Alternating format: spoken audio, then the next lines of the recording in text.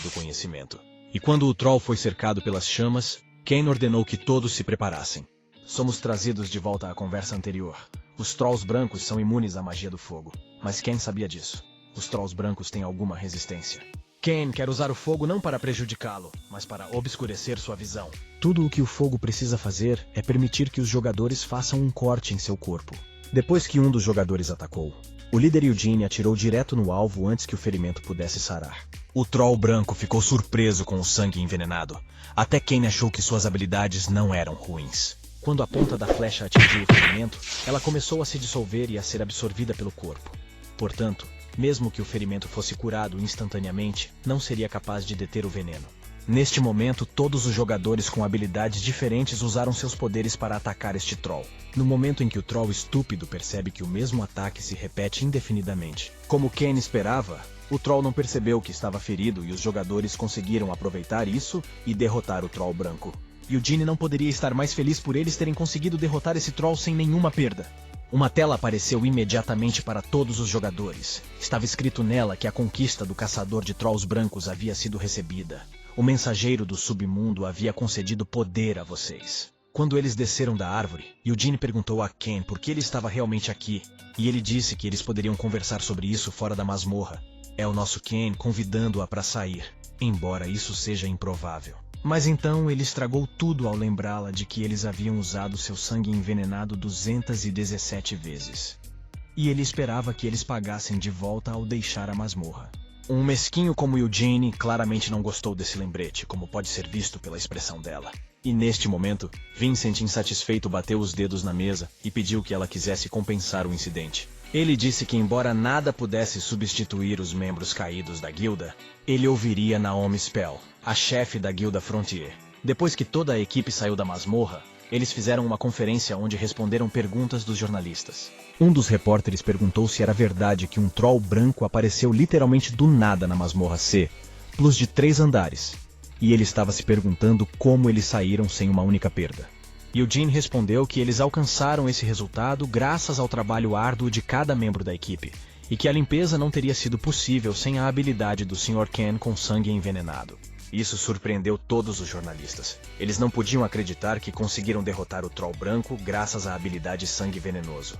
Neste momento, Kain estava em seu carro conversando com Ovan sobre a masmorra da Floresta Morta.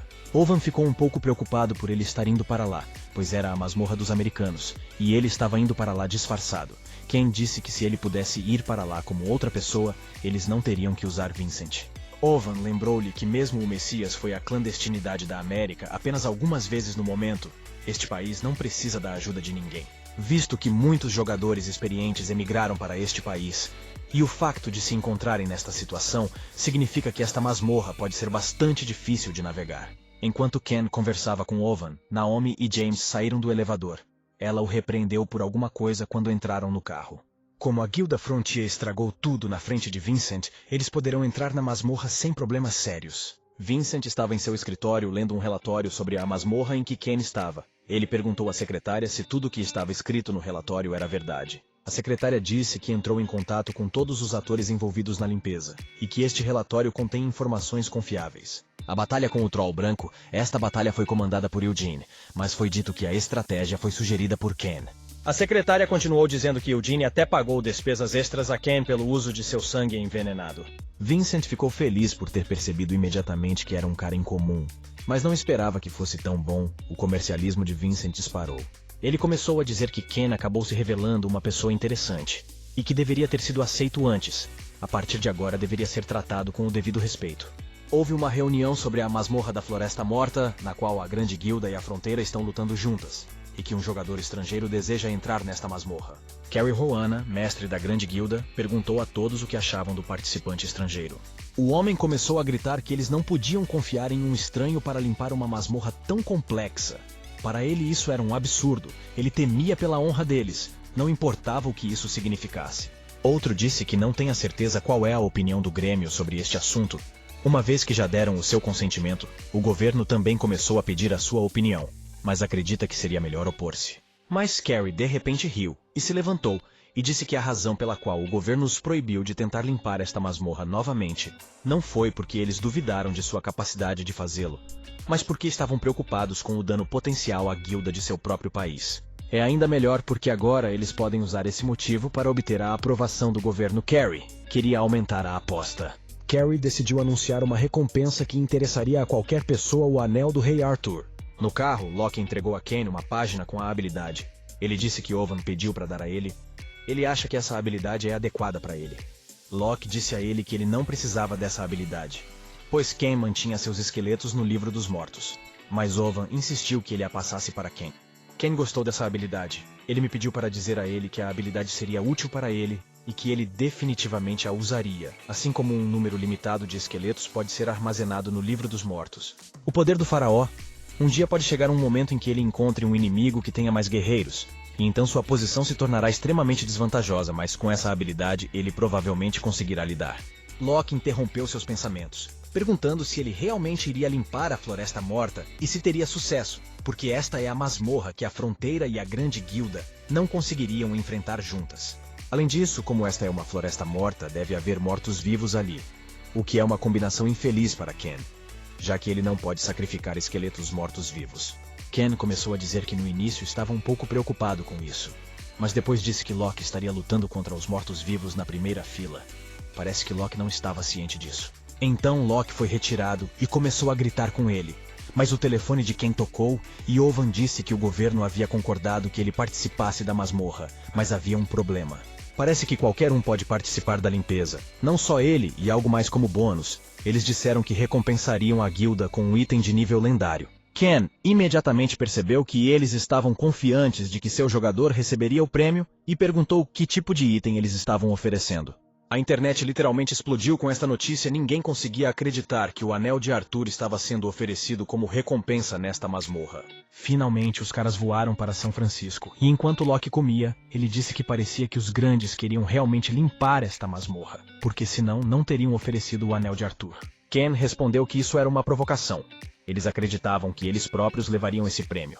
E Locke riu porque não consideravam Ken um oponente sério.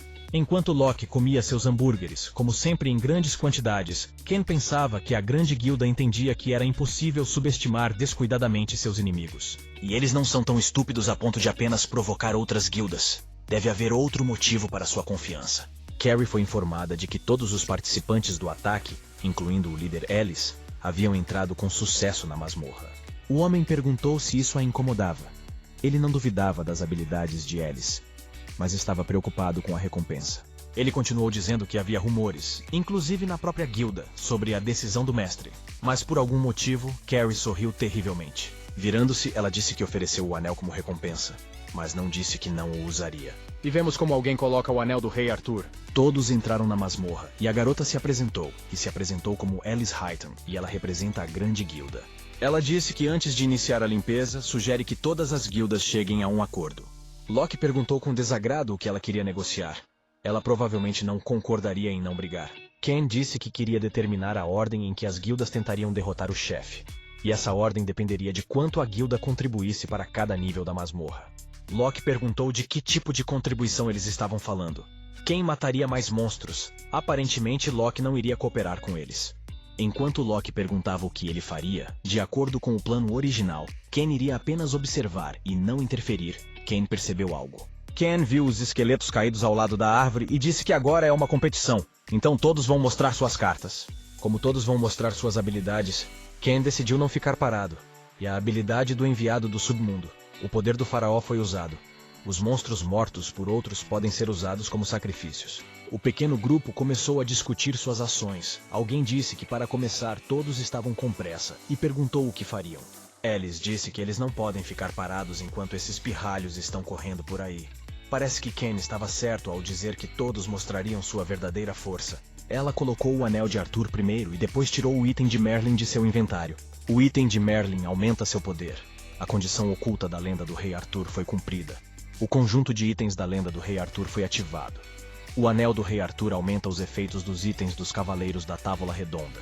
Seu poder mágico literalmente transbordou enquanto Ken observava através do lagarto. Alice disse que não via sentido em arrastar tudo para o segundo nível. Ela decidiu contar a todos que estão no comando aqui agora. Mesmo que tivesse